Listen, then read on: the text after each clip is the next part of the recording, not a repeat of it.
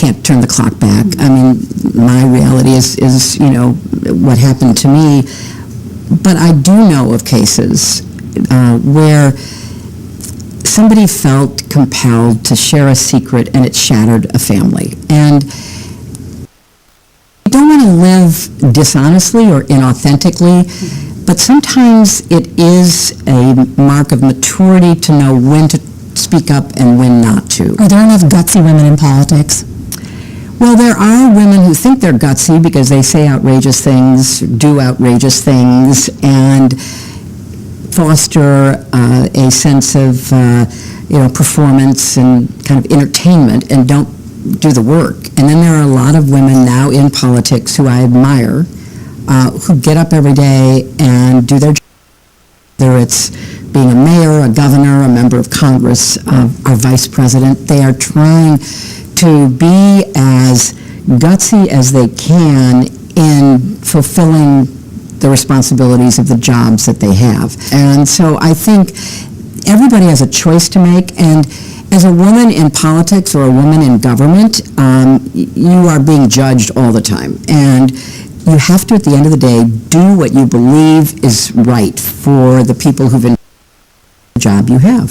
Have you watched any of the January 6th hearings? I've watched all of the January 6th hearings, and I'm really proud of that committee. Liz Cheney and her only other Republican colleague, the only two of them on the committee, are doing a great service to our country, to our democracy, and the other Democrats who I've watched question the witnesses. There's three things I would quickly say about it. I mean, one, it had to happen. I mean, the committee had to happen. You had to pull this out into the light of day. Secondly, they performed extraordinarily well.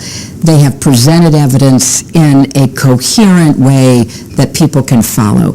And third, I want to give a real shout out to the witnesses. The most powerful witnesses are people who were in that White House, who did not want to have to testify, did not want to be put on the public stage to say what they knew, but many of them have been young women. Young women, and that goes to a point about being a gutsy woman. The couple of young who have come forward out of the Trump White House, they have been vilified. They had to have known that they were going to be criticized, but I give them enormous credit for speaking the truth and doing the right thing.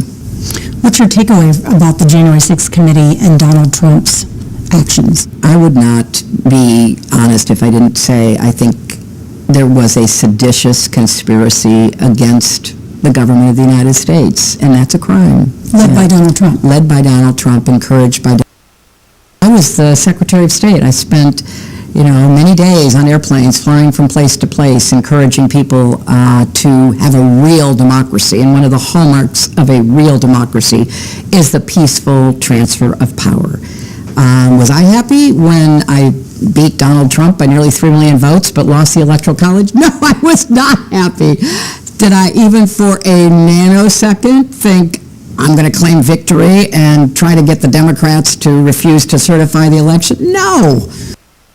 President again? No, but I'm going to do everything I can to make sure that we have a president who respects our democracy and the rule of law and upholds our institutions. What if Donald Trump wins again? He should be soundly defeated. It should start in the Republican Party.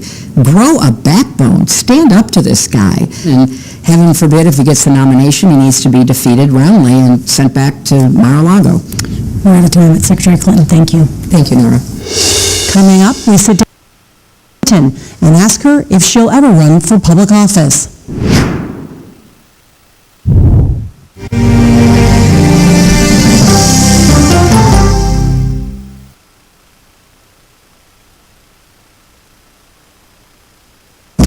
Original documentary from CBS reports. I always tell people that Twitter would not be Twitter without Black Twitter. It's just us being in fellowship with each other. And it becomes a conversation you don't want to be left out of. Started to recognize the power of activism on Twitter. Based on that one tweet, the hashtag #OscarSoWhite was trending around the world. If anything has really powered Black Twitter, it's been humor. If your food ain't right, Oh, we gonna tell you about that too. We tend to create change, create culture and cool. That's how movements happen on Black Twitter and go beyond more than that. Black Twitter, the Twitterverse that changed a generation. The free CBS News app. It's a history-making meeting. 4 extraordinary women who are all 4-star generals and admirals. How did you deal with being discriminated against? I just worked harder. The future of an ever-evolving U.S. military when we go person to person. People from every corner of America facing challenges. Everyone is just looking for some type of connection. Just raise your hand and say, hey, I'd like to help. Coming together to find solutions. We are going to do something about it. Their stories are our stories. Welcome to Eye on America. Stream now on the free app. What did you learn from working on this series? I learned so much about the women that we interviewed, and I also learned at least a little bit about my mom and about me. And those were probably the unexpected gifts of working on this series alongside meeting these amazing women. Just learning about my mom earlier, why she wears pantsuits, something I didn't know, to learning, once again, how funny she is, how curious she is, and how that curiosity always comes with kindness. So sometimes things I'd known, but found in a deeper sense, and then things I hadn't known, and that made it all the more special an experience. What's the gutsiest thing you think your mom has ever done? Oh gosh, I think the gutsiest thing my mom has ever done was to run for president again. I know that she probably would have given you and may have given you a different answer, but certainly from what I observed, that was the gutsiest thing that I felt like I saw her do. How much of being is experiencing failure? I think that persevering through failure, so not only experiencing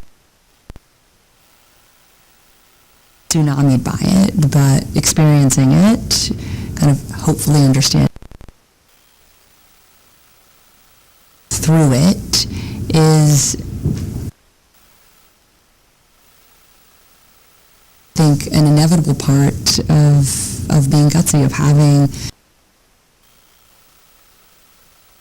convictions and your purpose on this planet, but to be able to use that purpose to persevere over the inevitable. You want your mom to run for office again? I want my mom to do what she wants to do, and I mean that really sincerely, because I think to run for president or city council, school board, state legislature, kind of whatever office you may feel called toward, you have to both want that job and have a vision of what you do with that job. And so if she wouldn't want the job, I don't want her to run again. And if she want the job, I'd do everything I could to help elect her. Where are you running for office? I don't have any plans to run for office. You'll take away from gutsy women. I want people to take away that there are so many different ways to be gutsy. There are as many ways as there are women in the series, or kind of any and everyone who may watch it or wouldn't watch it. And then to think about these women as hopefully, moments of kind of inspiration, reasons to persist through. I think about women that I didn't know until we embarked on this series, like the amazing women of, the New York City Fire Department, or Katrina Brownlee, a former. And those stories stay with me and give me courage and hope a little bit more gutsiness. Well, thank you so much for your time. Yeah, thank you, Nora. Thank you.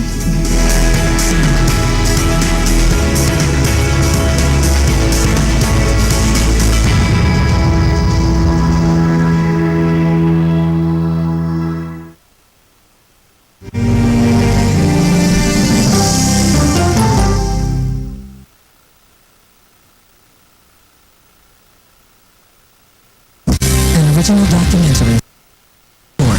I always tell people that Twitter would not be Twitter without Black Twitter. It's just us being in fellowship with each other. And it becomes a conversation you don't want to be left out of. People really started to recognize the power of activism on Twitter. Based on that one tweet, the hashtag Oscar So White was trending around the world. If anything has really powered Black Twitter, it's been humor. If your food ain't right, oh, we gonna tell you about that too. We tend to create change, create culture and cool. That's how movements happen on Black Twitter. More than that. Black Twitter, the Twitterverse that changed a generation. Now streaming on the free CBS News app. It's a history-making meeting. 4 extraordinary women who are all 4-star generals and admirals. How did you deal with being discriminated against? I just worked harder. The future of an ever-evolving U.S. military when we go person to person. There are only a few of us that can say what really happened. Charles, a sensitive young man. He's actually one of the most emotional people. He was the boy who walked alone.